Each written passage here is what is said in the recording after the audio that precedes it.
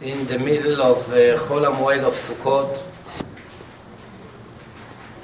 And Sukkot, as you know, is one of the Shlosha Regalim. And today we have a double event. Not only it's the Chol HaMoed, which is a holiday, it's also the outside of one of the big tzaddikim of the Jewish nation, Rabbi Nachman Mibreslev. And the Gemara says the righteous people are greater after they passed away from the world than in their actual life. Every other person can establish himself in this world and grow constantly as long as he's alive. Usually, once people die, they begin slowly to be forgotten. And 10 years later, 20 years later, 50 years later, it gets to a point that almost nobody remembers who they are, just besides remembering that there used to be somebody by this name, maybe there's a street after him, maybe there's a school after him, but that's just about it. Most people, if they want to know who he is, they have to go and search. Not the Jewish righteous tzaddikim that passed away in the last 3,322 years since the Torah was given to us in public. Every one of them become greater and greater every year. Rabbi Nachman Mibreslev is a great example. That about 25 years ago, they used to go to his grave 20, 25 people. And today it's 25,000 people in the last 20 years. What is it going to be next year? What is going to be in 5 years from now? I don't know. Rabbi Shimon Bar Yochai, he wrote the Zohar 2,000 years ago, the Kabbalah. Today Kabbalah is in fashion. You hear about it everywhere, even by the non-Jews. But the one who started it, Rabbi Shimon Bar Yochai, he did not make it up.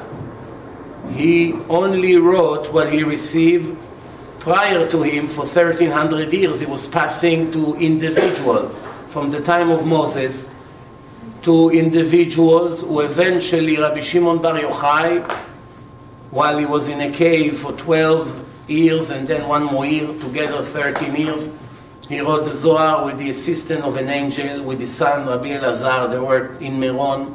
You see the actual place in Meron. Every year in his Yortzeit, more than 500,000 people come. Some people come a week earlier to catch a place there, to make a tent. I want to be right where all the event takes place. Every year more and more people are joining the Yortzeit, the Ilula.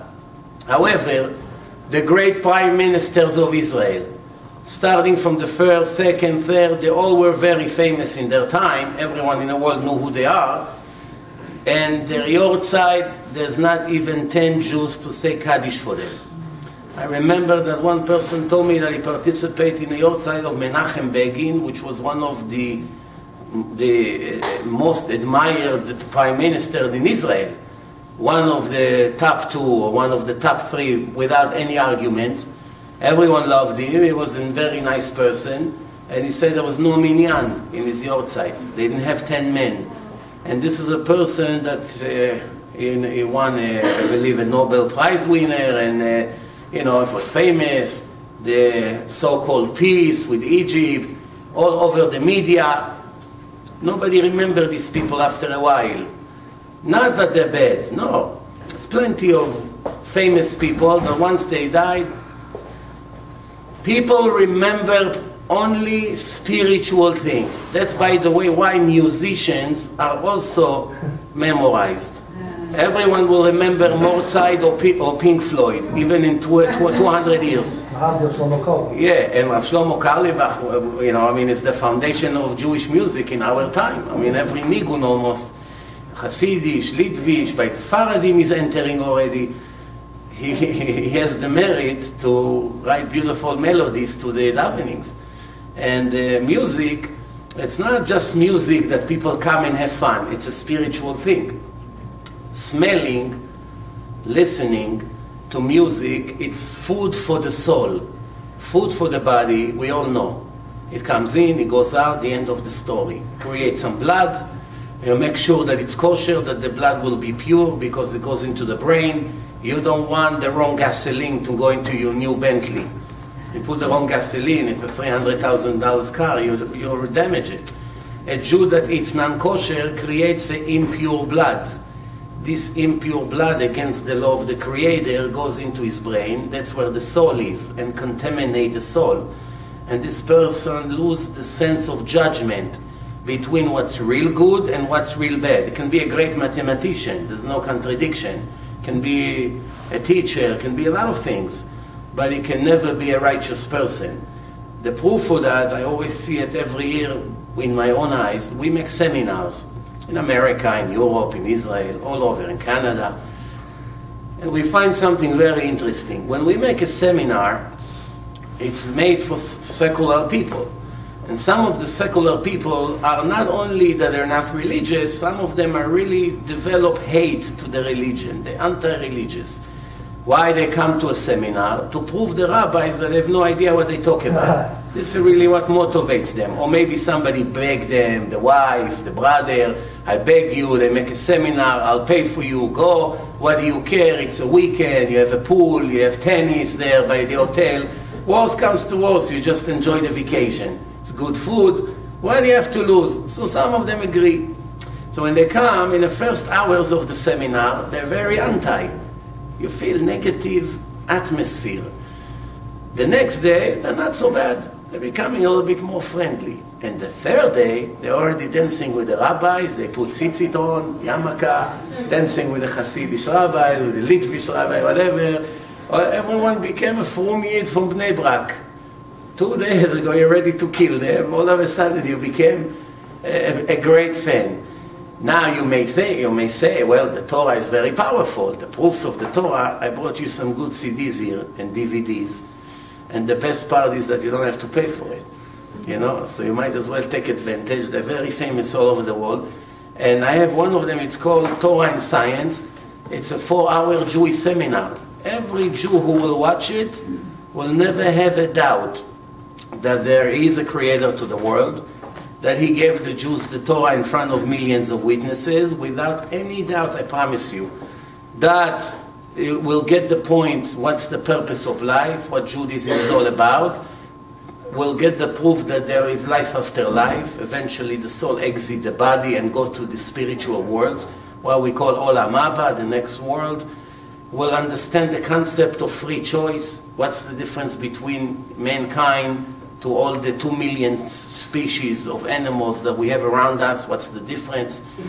And the whole concept of reward and punishment and what we do to ourselves with our choices, everything that you're wondering about every second of your life, this CD was designed to answer everything. And you'll be surprised that many of the Gentiles who watch this CD, some of them even priests in a church, they leave it right away. They want to come right away for conversion. Every week I send Gentiles to the Beit Din in Queens to convert. I have Muslims, I have Al-Qaeda terrorist who was in the process of conversion. I had a famous debate, I brought it to you, with the priest, which we are making now Hebrew subtitles to. You should watch it in English. The difference between Judaism to Christianity. How do we know what religion is real and what religion is fake? How do we know? Scientifically, not stories. Can it be proven like math? In math, you say 2 + 2, it's 4. Someone wants to argue, you bring 4 oranges, you put 2 here, say count. It's 4. Did I make my case? Yes, finished, end of argument. Nobody will be daring to argue such a thing. So, I'm asking, the people come to the seminar, and all of a sudden, they become more and more involved. Now you may say, well, they listen to so many great lectures, so they're very inspired. But don't get so excited. A week from now, they go back to the barber shop, or to the beach, or to Christine, their girlfriend, and they go back to normal. That doesn't mean they're going to become rabbis. Now, that could be true if they really participate in a lecture. But from my experience, the Yetzer Hara, the evil inclination, doesn't let a Jew come into a lecture and enjoy it and see it and search for it. usually would keep him occupied with emails and telephone, and the kids are crying in the lobby. So most of them don't even participate in the lectures, or they go in and out. So in that case, what happened that in 3 days that they came to the hotel, all of a sudden they're becoming more religious without even listening to some of the lectures? What's going on? The answer is, these people all their life eating non-kosher food. And that's the wrong gasoline to the soul. The soul doesn't get the right blood. The blood is a part of the spiritual thing of the human being. The Torah said to the Jew, don't eat the blood of the animals, ki adam hu nefesh. As soon as you slaughter the animal, you have to make sure you put tons of salt to get rid of all the liquid. Among these liquids that you have, all the waste of the animal from the stomach, the most important thing is to get the first blood who comes out. There's two kinds of blood. The regular blood and the blood of the nefesh. That's what takes the spiritual part of the animal out of it. Now there are levels in the creation. There's animals, there's human being, there's a Jew, there is a Levi, there's a Kohen. Each one is in a higher level spiritually than the other. Of course, only a fool will be jealous with someone that is above him spiritually, because this is the wish of Hashem, the creator of the world. If he made me like this is my purpose, I have to fulfill my mission in life. I shouldn't be jealous with a rich Jew just because I'm not rich like him. I should be jealous, oh, he has a great life as opposed to mine. It's very foolish. Why? He is a soldier in this field, and I'm a soldier in a different thing. He's a pilot, and he's a commander of a tank, and he's an officer in the office typing emails or whatever, and everyone is very important to the army. And this is the army of Hashem, and he has his children. Banim atem laHashem Elokechem. You are the children of Hashem. I chose you from all the nations to be mine. Each Jew is a representative of God in this creation and has a huge responsibility. The problem is that about 70–80% of the Jews in the world not only do not represent Hashem, they don't even know who He is. They don't know anything about His Torah. Some of them never read even one chapter of the book of God.